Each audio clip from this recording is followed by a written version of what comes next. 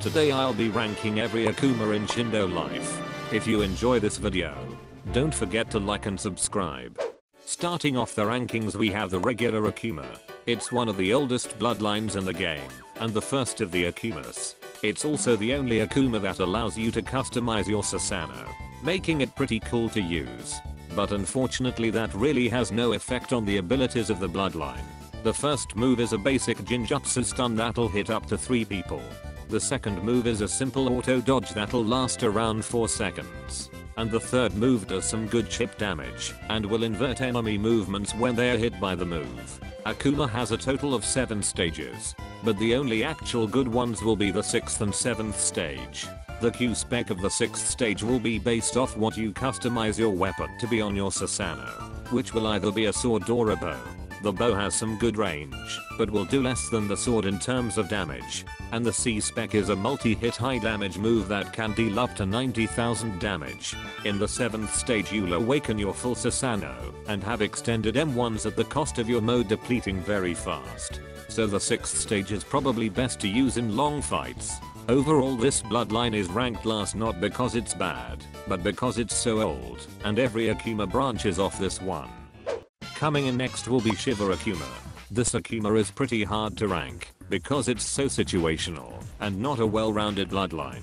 It's mainly used in PvP, because of its stun abilities, but it can also be used for grinding, because of its movement capabilities. The first move will teleport nearby enemies to a different dimension for around 3 seconds, making it pretty good in combos, and allows for easy setups. The only issue with the move is its insane amount of hand signs, making it almost impossible to get the move off if your enemies aren't stunned, or if they are slightly good.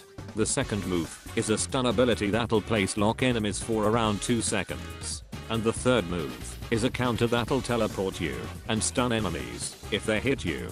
This would be a pretty good move, if not for the fact that auto dodges are way better than counters. The mode's Q spec is another stun move similar to the second move, and the C spec allows you to enter your dimension and run around the map really fast, at the cost of stamina. As you can see, this bloodline is very stun based, but it's also very situational, and can be pretty easily countered by simply blocking and avoiding the first move. The next Akuma in the rankings is going to be Satori Akuma. The first move is a pretty weird iframe ability that can sometimes be used as a combo extender. The second move is a counter that'll turn into a ray and barrage if it's activated. And the third move is a really good stun that'll place lock then ragdoll once the stun is finished. For the mode, the Q spec is a really good iframe high damage ability that is mainly used in a combo with Satori Akuma's third move. And the C spec will make you invisible and give you super speed for a short amount of time. Satori Akuma would be ranked higher, if not for its inconsistent abilities.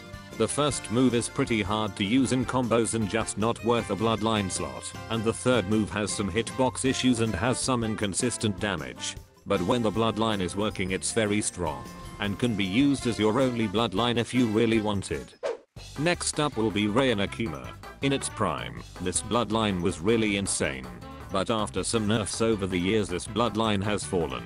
The first move is a counter that'll deal tons of damage to enemies if they use a multi-hit move on you. The second move is a simple damage ability. And the third move is a ranged block breaker. For the mode, Rain Akuma's Q spec is another damaging ability that'll shoot black flames at the nearest enemies. And the C spec is another ranged block breaker similar to the third move, but the move will restrict chi recharge and takes mode. Rain Akuma would be ranked way higher, if not for the iframe nerfs to the third move. The second move is also pretty bad, and if it had a little lightning stunner ragdoll, I think it would be way more useful. Number 6 is going to be Riser Akuma. This bloodline is basically an alternate version of Bankei Akuma with extremely similar moves. The first move is a auto dodge and counter hybrid that'll stun enemies that are in the range of the auto dodge once it ends.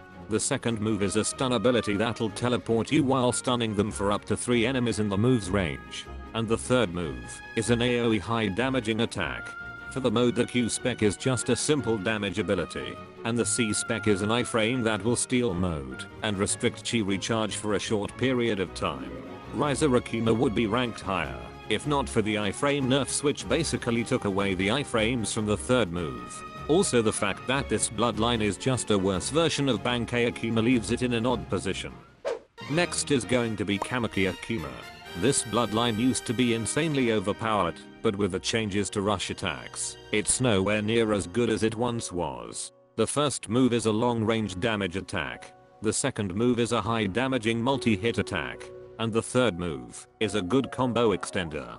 The mode has 2 good stages, but the third stage will require you to get a boss drop from the Kamiki vs Varumaki event. For stage 2, the E-spec is a counter.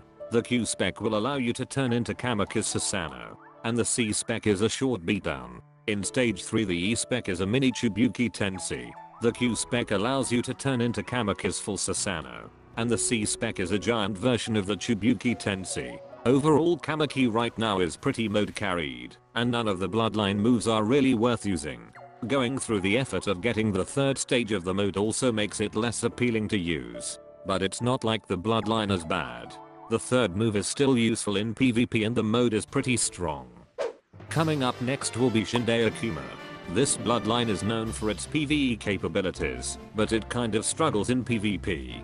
Counter moves aren't really good because they are on global cooldown with auto dodges, and auto dodges are just better for escaping combos, which makes Shindei Akuma's first move not very ideal for PvP. Its second move is a very high damaging ability, but it has a pretty high cooldown. And the third move is a stun that has some very long range, but it's easily avoidable by blocking because of how long the startup is. But Shindei Akuma is redeemed with its mode. The Q-spec is a very good iframe ability that'll steal mode, and the C-spec is an auto dodge that'll spawn in clones. And if you're in stage 4, these clones turn into full Susanoo and will shred enemies. At number 3 I have Sriracha Akuma. This bloodline recently got a few changes and it's actually pretty insane now. The first move is basically a chip damage ability. The second move is a pretty good combo extending ability that has a ton of range on it. And the third move is a simple counter that'll deal lots of damage. For the mode, the E-spec is a really good combo extender. The Q-spec is another combo extender. And the C-spec does a good amount of damage along with taking stamina and mode from enemies. The recent changes basically decreased the startup on the E-spec, making it possible to extend combos with it, and reduced the end lag on the second move so you can also extend combos with it, which basically makes Sriracha Akuma a combo machine. Bankei Akuma will be the next Akuma in these rankings. The first move is a good auto dodge, the second move is a very good place lock stun, and the third move is a simple damage ability that can damage stack if enemies are crowded together.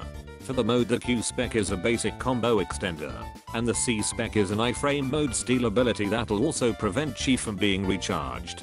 Bankei Akuma is a pretty simple bloodline that has useful abilities. It has one of the best auto dodges in the game, and it has a very good stun that can be used in most combos and situations. The ability to steal mode from enemies also makes this Akuma very strong, along with the fact that you'll also get iframes while doing so. And finally, number 1 is going to be Inra Akuma. The first move is a good combo extending ability that'll ragdoll and deal a good amount of damage. The second move is a simple stun. And the third move is an iframe block breaker. The E-spec is a counter. The Q-spec allows you to transform into Indra's full Susanoo. And the C-spec is a huge AoE high damaging ability. This Akuma basically has everything you would ever need in a bloodline. You have very useful bloodline abilities and an insanely strong mode. Every bloodline move for Inra Akuma has some use, and the bloodline just feels complete, which is why I have it as the best bloodline. Anyway, that is it for these rankings. If you enjoyed the video, don't forget to like and subscribe, and comment below what your rankings would be. Bye.